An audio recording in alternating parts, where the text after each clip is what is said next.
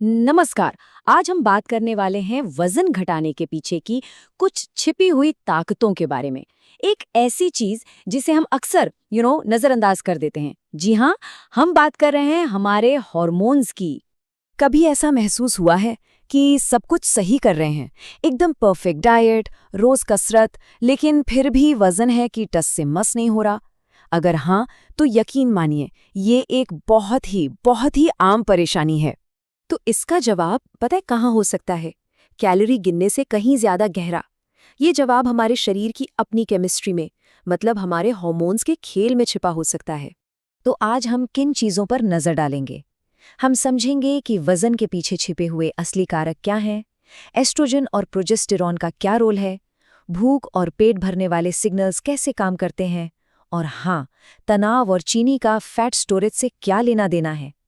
और आखिर में हम देखेंगे कि इस असंतुलन को ठीक करके संतुलन कैसे पाया जाए। तो चलिए शुरू करते हैं। देखिए, सबसे पहले तो ये समझना जरूरी है कि वजन मैनेज करना सिर्फ कैलोरी इन कैलोरी आउट का सिंपल सा हिसाब किताब नहीं है। नहीं, मामला इससे कहीं ज्यादा पेचीदा है। और इस पूरी पहेली के सेंटर में है दो बहुत ही जरूरी हार्मोन्स, एस्ट्रोजन और प्रोजेस्टेरॉन। चलिए देखते हैं कि ये दोनों वजन पर अपना असर डालते कैसे हैं। बात करते हैं एस्ट्रोजन की। ये सिर्फ एक हार्मोन नहीं है, इसे एक तरह का मास्टर रेगुलेटर समझिए। ये हमारे मेटाबॉलिज्म को, मतलब शरीर कितनी तेजी से एनर्जी जलाता है, उसे कंट्रोल करता है, और साथ ही हमारी बॉडी की पूरी बनावट पर भी इसका असर होता है। अब होता क्या है कि जब एस्ट्रोजन का लेवल ऊपर नीचे होता है, जैसे पीरियड्स के दौरान या मेनोपॉज के वक्त, तो इसका सीधा असर वजन पर पड़ सकता है, वजन बढ़ सकता है। और यही हार्मोन ये भी तय करता है कि बॉडी में फैट कहाँ स्टोर होगा, खासतौर पर हिप्स और थाइज एरिया ने। जैसे कि इस तस्वीर में साफ दिख रहा है, एस्ट्रोजन महिलाओं की बॉडी कॉम्पोजिशन में कितना जरूरी और गहरा रोल प्ले करता है। अच्छा, अब आते हैं हमारे दूसरे मेन प्लेयर पर, प्रोजेस्टेरॉन। ये हार्मोन भी हमारे भूख और मेटाबॉलिज्म को रेगुलेट करने में एक बड़ा किरदार निभाता है। बिल्कुल एस्ट्रोजन की तरह ही जब प्रोजेस्टेरॉन का लेवल गड़बड़ाता है तो वजन पर असर पड़ता है, लेकिन इसका फैट स्टोरेज का पैटर्न थोड़ा अलग है। ये ज्यादातर पेट के आसपास फैट जमा करता है, खासतौर पर प्रेगनेंसी के दौरान या जब हार्मोन्स में कोई और गड़बड़ी चल रही हो। चलिए अब कहानी में थोड़ा और आगे बढ़ते हैं और उन हार्मोन्स से मिलते हैं जो सीधे हमारे दिमाग से बात करते हैं। उसे बताते हैं कि भाई अब खाना खाओ, और अब बस करो, रुक जाओ। और इनके नाम हैं लेप्टिन और ग्रेलिन। इनको समझने का एक बहुत ही आसान तरीका है। सोचिए, लेप्टिन वो सिग्नल है जो दिमाग को कहता है, ओके पेट भर गया है, अब खाना बंद। और ग्रेलिन वो अलार्म है जो बजता है और कहता है, अरे भूख लगी है, कुछ खाओ। तो लेप्टिन का काम क्या है? पेट भरने का सिग्नल भेजना और भूख को शांत करना।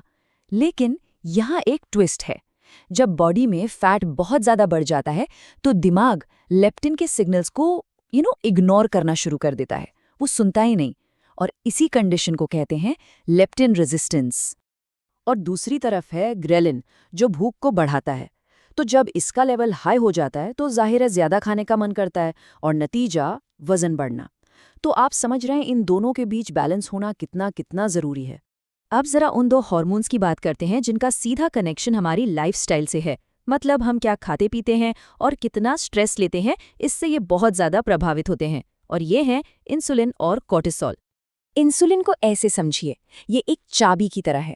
इसका काम है हमारे सेल्स का ताला खोलना, ताकि शुगर अंदर जा सके और एनर्जी बन सके। लेकिन इंसुलिन रेजिस्टेंस में क्या होता है? ये चाबी ताले में ठीक से फिट नहीं होती, दरवाजा खुलता ही नहीं, और नतीजा, सारी शुगर खून में ही घूमती रहती है और बॉडी उसे फैट बनाकर स्टोर करने लगती है। और फिर है कोर्टिसोल, जिसे हम सब स्ट्रेस हार्मोन के नाम से जानते हैं। जब भी हम किसी तरह के प्रेशर या तनाव में होते हैं तो हमारी बॉडी इसे रिलीज करती है, और इसका सीधा सीधा असर हमारे मेटाबॉलिज्म पर पड़ता है। अब प्रॉब्लम तब होती है जब ये तनाव लगातार बना रहता है। इससे कोर्टिसोल का लेवल हमेशा हाई रहता है, और इसका नतीजा पेट के आसपास फैट जमा होना, भूख का बढ़ जाना, और बार बार मीठा या कुछ जंक खाने की जबरदस्त क्रेविंग होना। तो अब इन सारी बातों को जोड़कर देखते हैं। जब ये सारे हार्मोन्स का बैलेंस बिगड़ जाता है तो एक तरह का डोमिनो इफेक्ट शुरू हो जाता है। एक चीज गिरती है और फिर उसके पीछे सब। तो चलिए देखते हैं इसके परिणाम क्या होते हैं। और ये जो परिणाम हैं, ये शायद कई लोगों को बहुत जाने पहचाने लगेंगे, जैसे बिना किसी वजह के वजन बढ़ना, मूड का बार बार बदलना, रात में नींद ठीक से ना आना, और हाँ, इमोशनल होके कुछ भी खा लेना। ये सारी चीजें असल में एक दूसरे से जुड़ी हुई हैं। लेकिन यहाँ एक अच्छी खबर भी है, इस पूरे असंतुलन को ठीक किया जा सकता है। तो चलिए अब प्रॉब्लम से सॉल्यूशन की तरफ बढ़ते हैं और समझते हैं कि ये बैलेंस वापस कैसे लाया जाए। देखिए, हार्मोनल बैलेंस की ना 4 मजबूत पिलर्स हैं। पहला, एक हेल्दी डाइट, मतलब साबुत अनाज, प्रोटीन और फाइबर वाली चीजें। दूसरा, रेगुलर एक्सरसाइज, इससे इंसुलिन भी बेहतर काम करता है। तीसरा, स्ट्रेस मैनेजमेंट, चाहे वो योग हो, मेडिटेशन हो या बस थोड़ी देर टहलना। और चौथा और बहुत जरूरी, अच्छी नींद, रोज रात को 7 से 8 घंटे की क्वालिटी स्लीप।